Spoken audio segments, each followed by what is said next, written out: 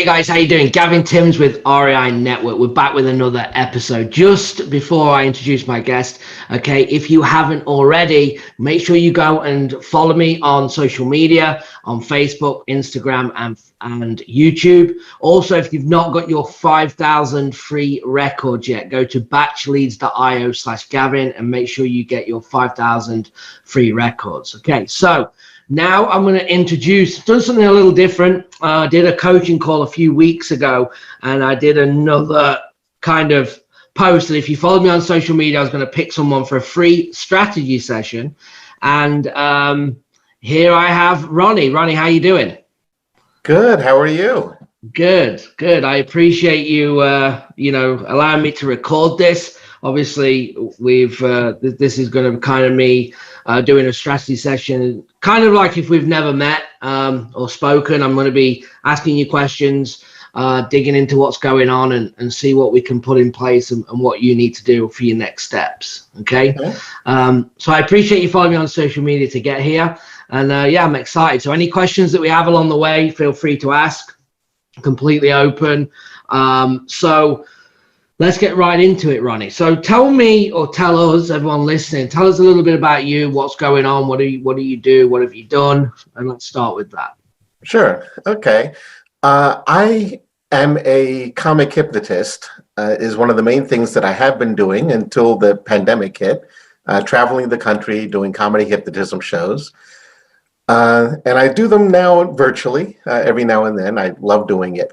I also love real estate. I am a real estate broker. I have actually done a couple of lease option deals, not nearly enough. And what I really want to do is do a lot of them. When I say a lot, I mean at a minimum for a month. But if I could double that, that would be great. Okay. The pandemic has hit me pretty hard, and not only do I love real estate, but I kind of have to have it work for me. Got it. Okay. So you want to do 4 deals a month, right? Yes. And how many deals would you say you're doing right now? 0 to 1 a month. Okay. And what about other transactions? Obviously, you got a brokerage. Are you doing a lot of traditional stuff as well, or not? Not a lot of traditional stuff. I'm willing to do more of that as well. I enjoy that.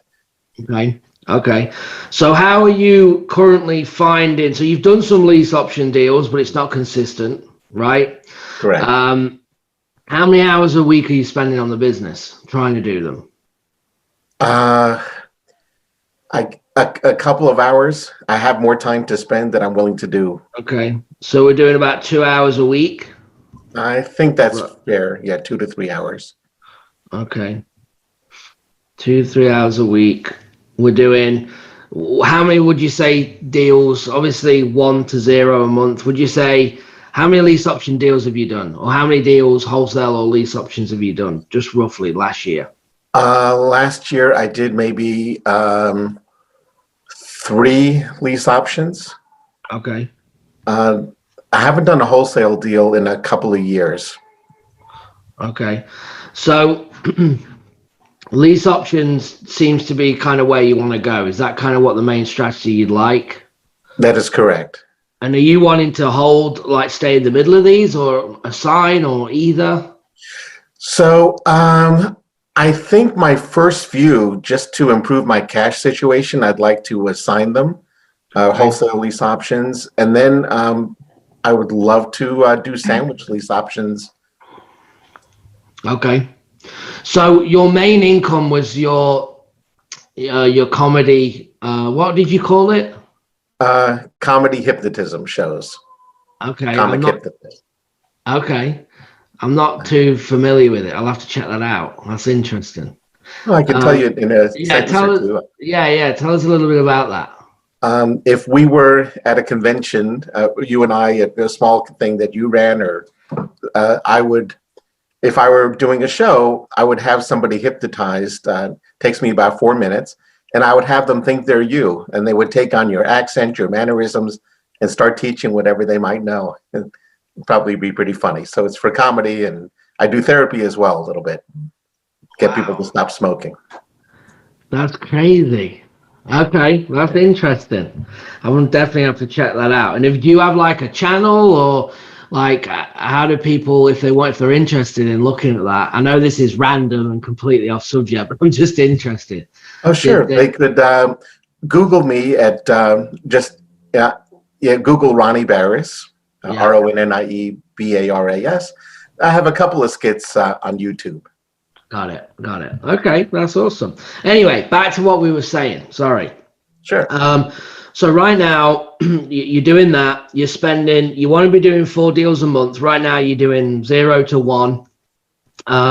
You're only working 2 to 3 hours a week. You did about 3 lease options last year. How many sellers would you say you're talking to a week?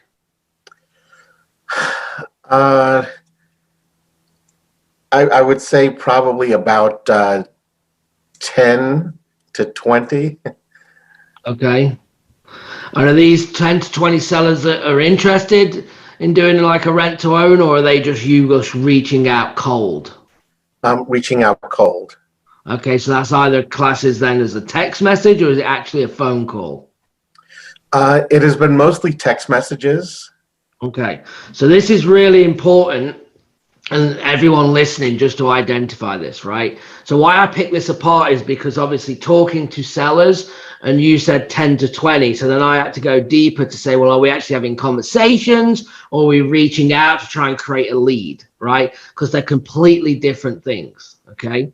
So I'm actually going to say I'm actually going to change that and say you're reaching out, okay, via text,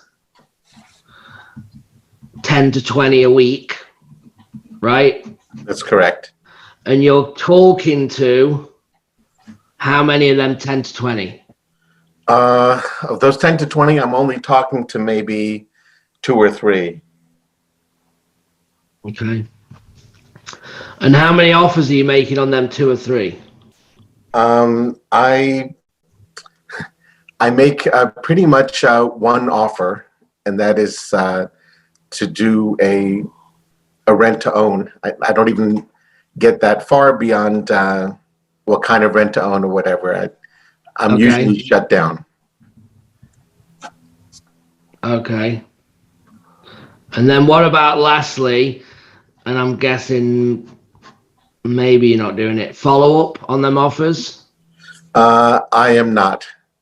Okay. All right. Okay, so this one's pretty. Say no, it's usually a strong no. Okay. Hold on one second. Yeah, I just opened my door to get the connection a little better. Okay, yeah. Can you hear me? I'm lost. Yeah, you're back now. You're back. Okay, great. Okay, so this one then, just so we're going to talk about moving forward here in a minute, but again, I like to see where everyone's at and just talk about this first, because it's important to understand and be honest with where you're at to say, well, why am I not being consistent, right? It'd be different if you were saying, well, I'm doing 10 to 20 phone calls a month, I'm making 15 to 20 offers, I'm doing all my follow-up, and I'm not doing deals, right? Because that's where we need to get to. So just as a quick summary, we're only doing 2-3 hours a week, okay? You're doing about 10 to 20 text messages out, you're having 2-3 conversations, you're making one offer, and you're doing no follow-up. Okay, and that's kind of what's happening consistent. Now, for this business to work, we've obviously got to do way more volume than that, right? So you can't say that a market doesn't work on that volume being low. So there's 2 things that needs to happen, right? You're obviously doing your thing with work, and obviously that's what you enjoy doing, which is completely fine. So there's multiple ways to set this business up that you need to obviously change, okay? Number 1 is that we need more hours going into the business, right? By more hours, we're going to get them numbers up. We've got to get the reach out of text messages or marketing, let's just say, needs to be up, which then will give us the ability to have more conversations, which will give us the ability to make more offers, which will give us the ability to follow up on them offers. Make sense? It makes sense. All them people we spoke to, regardless of the offer, right? You should be following up with them if they were interested at some point. Now, the question is that what we need to talk about, well, yeah, that makes complete sense. And, you know, you don't need me to maybe tell you that, because that might, and everyone listening going, well, yeah, that's the obvious. So the next thing we need to talk about is, well, why is it only 2 to 3 hours, right? You need to decide. The only way that this is going to work, as we've just said, is to get them hours up to 20 hours, at least 20 hours a week. All right. So that needs to be done by you or somebody else. Okay. Okay. So you have options to either redo your schedule and put more time into the business and stay disciplined to it. Okay. And commit to it. Or you've got to bring other people in, maybe a partner, maybe an acquisition, however you want to again structure that to get them hours up, right? Because I know that you need to be doing more to get the output in real estate. And we haven't even really gone into your market yet, because with these numbers, it doesn't matter what market you're in. It could be in Manhattan, Massachusetts. It could be in Alabama, Ohio. It doesn't matter. The volume isn't enough to be consistent. Right now, of course, you could drop a deal, which you did, which makes sense. You did 3 deals last year, which makes sense, because if you do this consistently, even though it's low, it will get attraction at some point, but not nowhere near to be getting 4 deals, right? And for me in lease options, depending on how everyone's doing it, if you want to actually complete 4 deals in lease options, especially if you're doing assignments where you're not controlling the property, you're having basically a non-exclusive agreement signed, right, until you find the tenant, which means for anyone listening that the seller can still sell the property, rent the property themselves until you actually bring them and enforce the contracts, right? So for that alone, you should be trying to get 6 contracts to close 4, right? 6 or 7 to close 4 contracts. So based on that method of contract, because you're not controlling the property like you would in a wholesale deal, for instance. Make sense? Yes. Anything that's not clear so far? No, it's very clear. What's kind of interesting to me is I noticed as I was answering your questions, I felt, oh my gosh, I know what the answer should be. It just really hit me as you asked them. And that's great. That's a great point, because I was just about to come on to that, because as I just said, this is people listening saying this is common sense, but sometimes when you're in it and it's all around you and happening, you can't think and you can't see it. You have to have a kind of come out of and look at high level on top. And that's kind of what I can do, because I'm not emotionally attached in with your day to day. So I just look at the numbers and the structure to say, this isn't going to work, and here's why. When I relay that back to you, that's when you're going to be going, you could have answered everything, agreed, right? But you see how you just said it hit me? Because now it's triggered to say, okay, now I see it, I get it, it's more clear, and now I can make a change. Make sense? Yeah, totally. So good. So that's the first thing, okay? Very simple on what you need to do. And we've not even talked about a market. We've not talked about anything. We're just talking about the input into the business. What you put in is what you get out. Now, I'm not saying that you need to be the one doing it, right? Obviously, I do a lot with systems. I partner a lot of things. I'm very big on that, because I understand that if I'm not doing it, someone else needs to be doing it, and that comes at a price, okay? So you need to really think about it, and I'm not asking this decision right now, because you've got to really dig deep and think what you're trying to do, but always have in your back of your mind that if you're not going to do it, someone else has got to be, because you will be sitting having the same conversation in 1 year, 5 years, 10 years, right? Yeah. If we don't make the change. So we understand the problem. Now we understand that there's 2 or 3 ways that you can go. One is you dedicate more time to get the numbers up, right? And then you become coachable. And what I mean by that is that we haven't even got to, well, why is that one offer? There's no point us talking to them. We're having 2 conversations a week, you're making 1 offer, and then 2 conversations are getting shut down immediately, right? Because the volume's not there to be coachable. So straight away, I'm thinking, well, you got to get your volume up to then say, well, could you be asking better questions? Could you be positioning better? Is it the offers that you're making? Well, we need to be doing more volume to identify them problems, right? Okay. It would have been a different conversation if your numbers would have been up, because then we go, well, what are you saying to them? Why are they being shut down? But your volume's not there to say, well, maybe it's a numbers game. Why that is. Makes sense? Yes.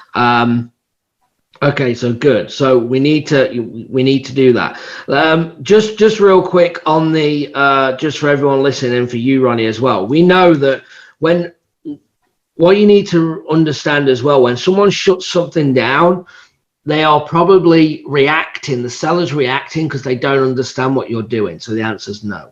Right? If you don't understand something, if I come and pitch and try and sell you something and you don't understand it, you're just going to say, no, I'm not interested. It's not that you're not interested. It's the fact that you don't know what I'm talking about. So it's just, no, I don't get it. No. Makes sense? So you have to watch for that and the positioning of talking to the sellers when you're leading in with that. And remember, not every deal, almost every deal is not going to be one conversation done on a lease option, because you're giving something. I know you were texting probably Zillow leads, right? I would guess. Correct. Yeah. So you're texting Zillow leads that are trying to rent or trying to sell their home. They've not thought about doing anything different. And if it's just landed on Zillow and it's pretty new, then of course it's going to be a no. But you're positioning yourself later for the follow-up. And that's why it ties in. And that's the other big thing that I want to touch on here is the follow-up. Because these conversations, yes, it's about making offers, but also prepping them, especially on the lease option, for the follow-up. Does that make sense? Makes sense. So for instance, if I get on and say, hey, Ronnie, you said you might be interested in renting. Let's say it was for sale by owner. You might be, yes, we start to engage. Well, look, what's going on? Why do you want to sell? Find out a bit, build rapport, find out about the situation. Well, look, I might be interested in doing, renting. No, I just want to sell it, right? I just want to sell it. Okay, no problem. Ronnie, just before we go, let me ask you one question. What are you going to do if this doesn't sell? And I'm hoping you say, well, I'm probably going to have to rent it, right? That's what I'm looking for. Okay, no, that makes sense, right? What if then, how long have you got? How long are you going to give this to sell? How many months or weeks are you going to give it? Well, I got to move it. If it hasn't rented by the end of the month, sold by the end of the month, or at least under contract, then I'm going to have to rent it. Okay, so what if we do this then, Ronnie? I'm interested in renting it, okay, with the option to buy. And I know that's not going to work for you right now. But let's say if we talk again in a few weeks and you're in the same position, would you be interested or might consider it more then? Yeah, and then you say, yeah, I probably would. And then I'd start to close off, right? And then I'd be like, okay, great. Well, look, hopefully it seems like a great house. I'm sure it's going to, sell. So stay positive with that. But I'm going to give you a call in a few weeks, and I'd be happy to, work with you on it.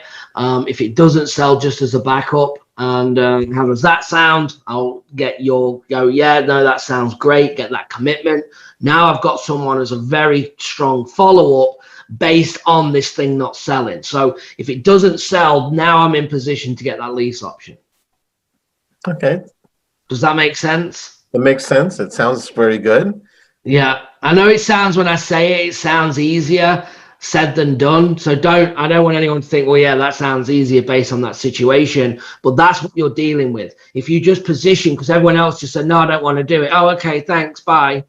You've left with nothing. You've just wasted your time, because we already knew it was a no because they're trying to sell it or they're trying to rent it. So we already know it's a no going in, which is okay.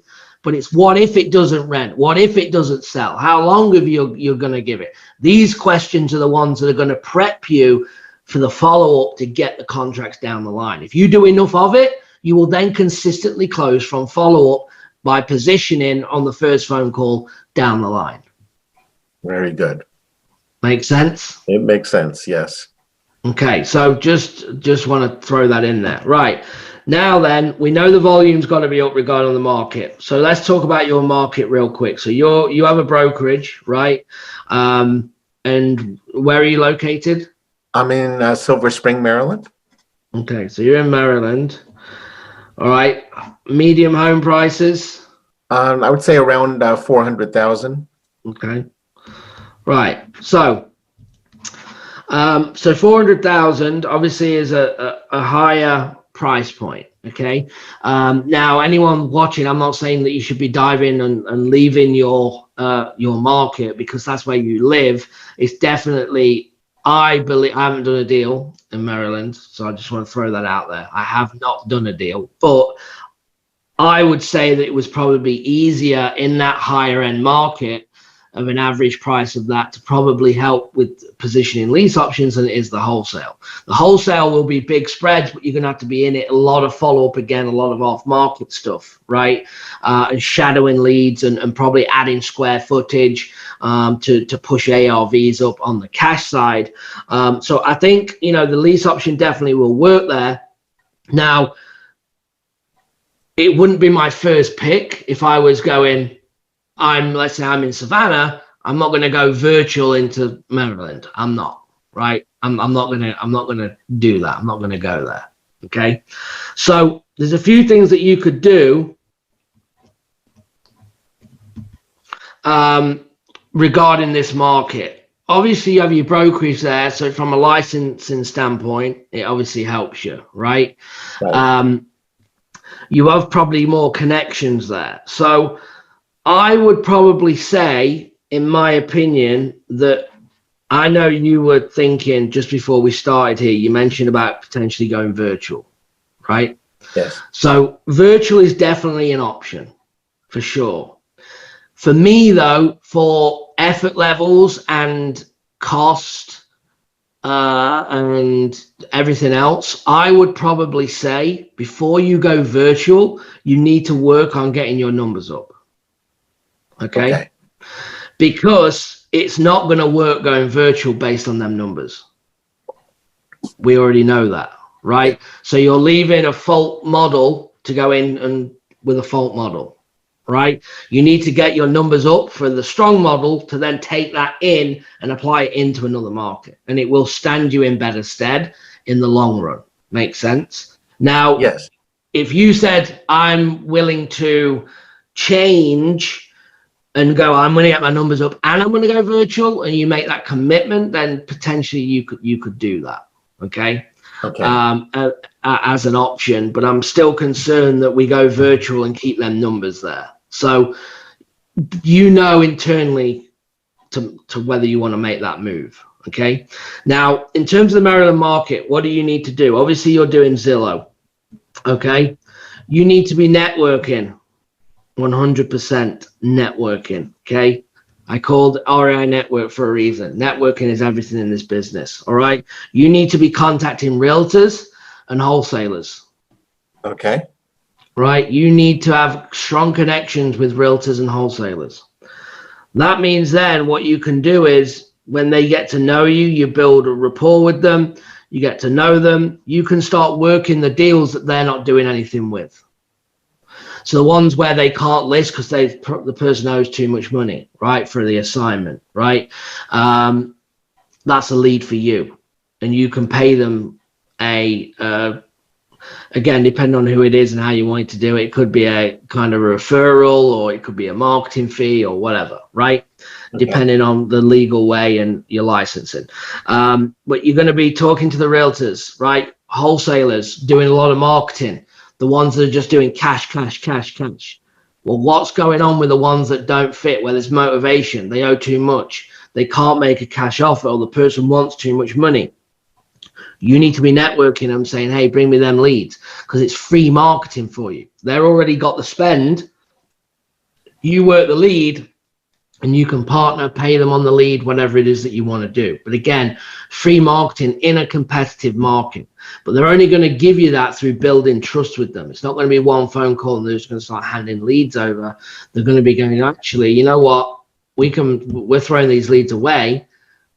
You start working them, they get paid on it. It makes sense. And they might look at it to go, well, it goes back to my marketing budget. It's better than nothing, because they're not going to do anything with it anyway. Makes sense? Yeah. So you can bring in good leads without any marketing costs just from networking.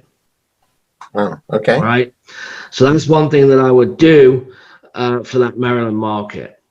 Okay. Now, When you want to go virtual, the things that I would look for is, like I tell everyone that's virtual, is that who do you know, what do you know, where do you know, did you grow up somewhere, do you have family, do you have friends? Like, start with them places and then start looking at the price points, right? Now, the fast probably way for a lease option, people will argue probably like 125 to 250 would be a sweet spot, right? Okay. Maybe for a virtual market, in my opinion, right? But I would look at, it's more about when you go virtual, how good's your team? So I'd probably network and get maybe a realtor on the ground. Maybe someone that's listening to this reaches out and said, hey, I'm a realtor here, could we partner, right? And start looking and then analyze the market, because there's so many markets that you can go into. Probably everyone asks me, like, well, which market should I pick? There's endless markets. I wish I was in another 20 markets, but I can't. I don't have the vision to grow it like that. It's all about how good your team is and how you're set up and how you're applying yourself to the business. When I do these strategy sessions, like for one-to-one clients, it's nothing to do with anyone else but you. And I can set the business up in multiple ways to serve you the way you want it, right? Not me and not anyone else, because it's nothing to do with anyone else. It's your business. Makes sense? So that's why there is no one way answer to doing any of this, right? It's multiple ways to make sure that it gets done. Done is the thing. It has to get done by you or someone.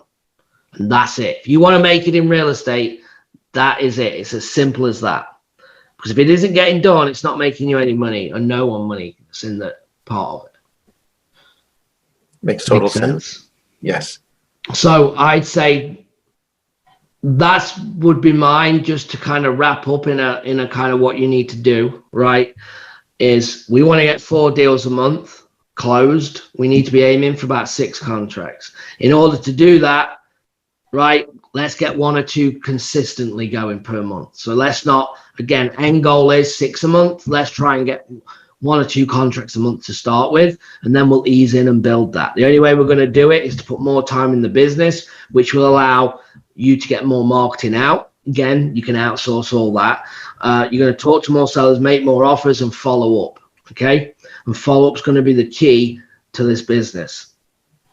I would then get that going consistently. Try and give yourself probably 30 days of consistency to create a habit of doing it. And then if you choose, you can then go into a virtual market. Okay. And then, like I said, it's endless picks. Don't overthink it. Look at what you know, who you know, anything that gives you an advantage. And then the deal, while you're in Maryland and you've been working that market, networking, property managers, realtors, wholesalers, right? What are they doing with the leads that don't make sense? And that's where you come in. Gotcha. Right? As the lease option expert, you give them the, hey, I've done 3 deals like this. I've done this, third-party stories, tell them the case study that you've done. Like, oh, yeah, that's amazing. Like, okay, let's work together. It isn't rocket science, right? But these things here is going to be free marketing of good leads. So anyway, I've done a lot of the talking, which is normally 101 that I don't do. I normally drag it out, but I kind of got a picture early on for you. So anything that in there that you don't agree with, or you're like, well, I don't want to do this, or I don't want to do that. I mean, what are your thoughts? So I totally agree with everything. But there is one piece that I think I know you can answer, and you sort of may have answered it, but it would bring a lot of clarity to me. And that is, you said that if you were to go virtually, you wouldn't choose Maryland. And what is it about is it the price point, and why is it? Yeah, good question. It's the price point, really. And it's just going to be more, again, I've not analyzed the market, but it's not a massive, it's just more high end, right? Which means I don't know this without looking, so nobody jump on me because I haven't looked at the numbers, but it wouldn't be something of like a rental market, right? I like to go virtual where I have multiple options personally, where I can go where there's buy and holds, fix and flips, lease options, and everything else going, right? That gives me more opportunity in a market. So what type of market is that? It's in a kind of a lower price range market. Like California, you don't do buy and holds really in Cal, right? Yeah. California buyers go outside because the returns aren't in California. Makes sense? Makes sense. They're in the Midwest, the South, whatever. Okay, so that's why they invest there, because the return on investment is much better. And that's how I see this as well, just as a lease option, is if I was going virtual, I wouldn't go to a high-end market. I would go to something where it kind of fits in the bubble of multiple things of them, right? And you'll hear about the 1% rule a lot of the time. It's more used for the wholesaling side, like 100,000 and rents for 1,000. And investors want better returns than that, but it's just as a quick gauge.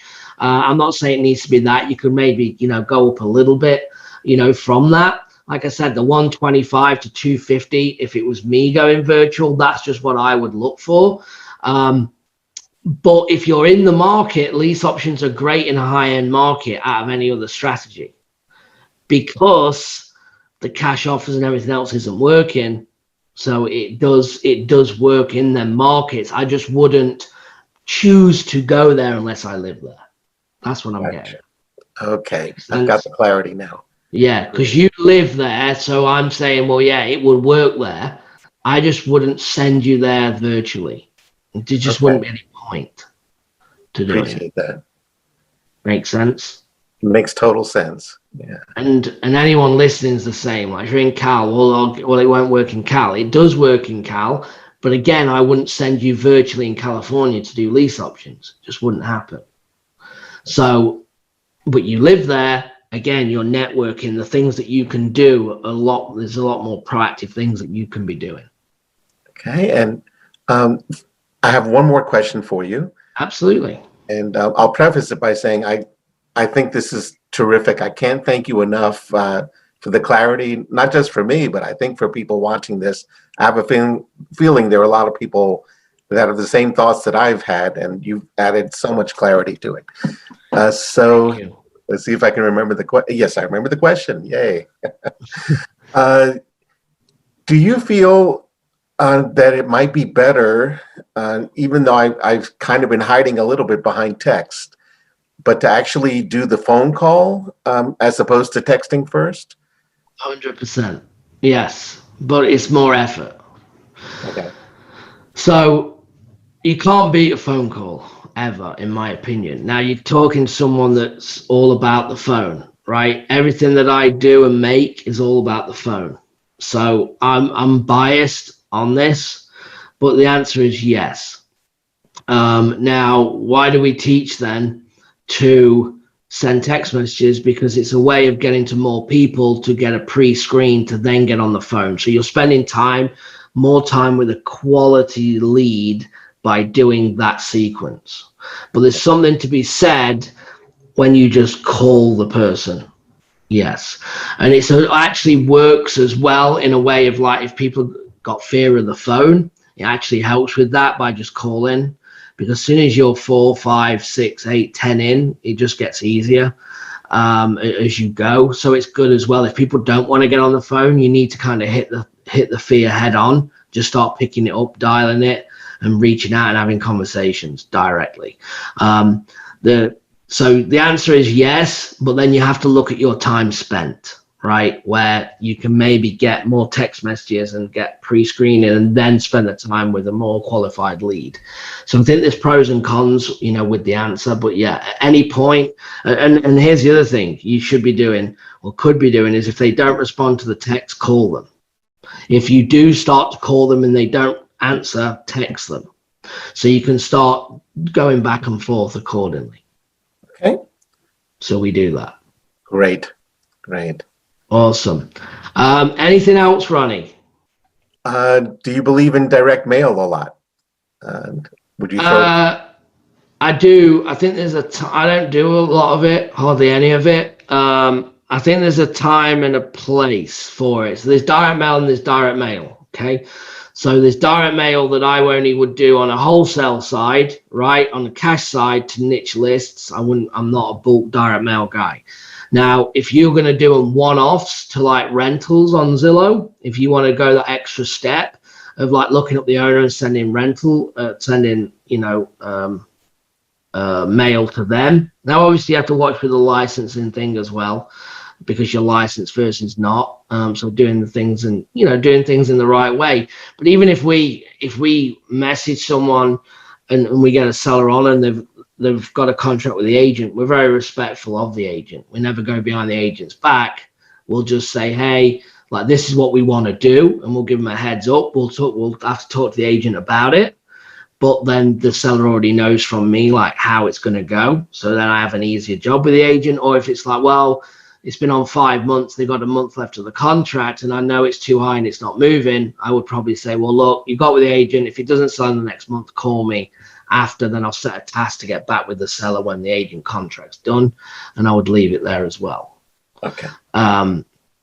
So to answer your question is, yes, I think for lease options, the one-off letters are really good to the Zillow, like going direct to the owner.